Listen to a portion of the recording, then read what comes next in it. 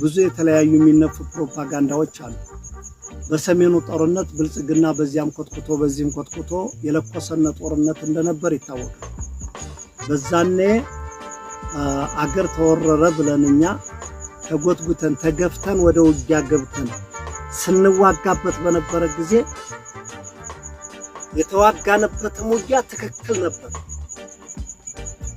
ግን የሚገርመው ነገር ከኋላችን የብልጽግና ሰራዊት ይወጋን ነበር። በላጎ ላይ ከ40 እና ከ50 በላይ ከኋላችን ይወጋን ነበር። ለዚህም ልዩ ዘመቻ ተብላ የምትጠራው በጀነራል ሙሲሳ የምትመራው 105ኛ ኮማንዶ ይሷ ነበረች ወጋችን ማለት ነው። ከዛ ውጭ በተለያየ ቦታ ኮማንዶ ከአዲስ አበባ ተልኮ ወደ ግንባር ሲሰለፍ አንዳንዶች በክፉ አይን አይተው እኛንም ጨምረው ነበር ለመምታት የሚያስቡን የነበረው። ምንድነው ብለን ስንጠይቃቸው ፋኖንም ጨምራችሁ አጥፉ ነው እኮ እየተባልነ የተነገረን ነው ሲሉ ነበር። አናምንም ነበር። መጨረሻ ላይ ብዙ ቦታ ላይ ስንመታ ነው ሚስጥሩ የገባል።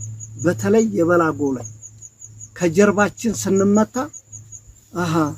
ያኔ ነበር መንግስት ላይ እንዲህ ነው ወይ በቃ ይሄ መንግስትማ አማራን ሊያጠፋም ጠቅሎ የመጣው በቃ አሁን ላይ 100% አረጋግጠናል። ከዛ በፊት በታሪክ በሚደረጉት አንዳንድ በተለያዩ ነገሮች ነበር የምንሰማው። በአካልኛ ተመታል ሲል አምላክ ደጉ የምስራቅ አማራ ፋኖ ወታደራዊ አዛዥ መታወቂያውን አውጥቶ ይው ምስራቅ አማራ ፋኖ ሲል አምላክ ደጉ የምስራቅ አማራ ፋኖ ወታደራዊ አዛዥ ማረጉም ስሙም እዛ መታወቂያ ላይ አለ። ያንን አይተው ሁለት አሱ ጋር የነበረ ጓደኛው ጋር አንተን እንጂ ማንን እንፈልጋለን ብለው ደፍተውት ነው የሄዱት። አንስተን በክብር ያንን ልጅ ቀብረናል። የአካባቢ ማህበረሰብ ያ ሲገደል ያዩ መከላከያዎች በህላቱ ከድተው ወጥተው መጥተው መረጃውንም ለኛ ነግረውን ቀጥታ እነሱ ወደ ሀገራቸው ነው የገቡት ማለት ነው። ያኔ ነበር ፌደራል መንግስቱ ለኛ ተዘጋጅቶልን የተነሳው። ለዛም ነው እኛ ባንዳ የሚባል ስም ይወጣልና አሁን አብይ አህመድ አረብ ኤምሬቶችን እያመጣ አዲስ አበባን እየቸበቸበ በእነሱ ድሮኖች የአማራ ህዝብ እየተጨፈጨፈ ባንዳ ተብለዋል።